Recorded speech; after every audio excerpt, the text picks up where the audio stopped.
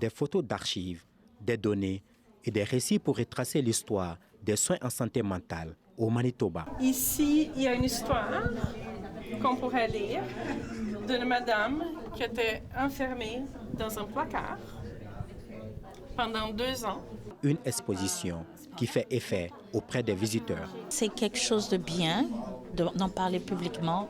Ça permet à ces personnes ou personnes qui vivent avec ces personnes de pouvoir aussi s'exprimer, les permettre de s'exprimer, et aussi de demander de l'aide. Parce que très souvent, on a peur de demander de l'aide parce qu'on pense qu'on va être jugé, et la peur d'être jugé par les autres autour de nous. C'est vraiment intriguant de voir ce que ces gens ont vécu et ça permet de réfléchir sur comment est-ce qu'on voit vraiment la santé mentale de nos jours.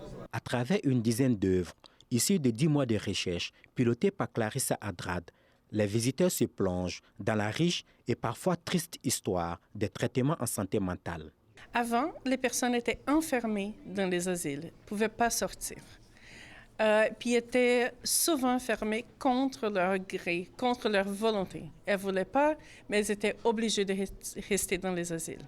On va voir les données qui nous disent qu'il y a une bonne partie de la population qui sortait seulement après son décès. Alors, c'était un emprisonnement à vie. Mettre en lumière ces histoires sera une manière de ne pas les répéter, selon elle.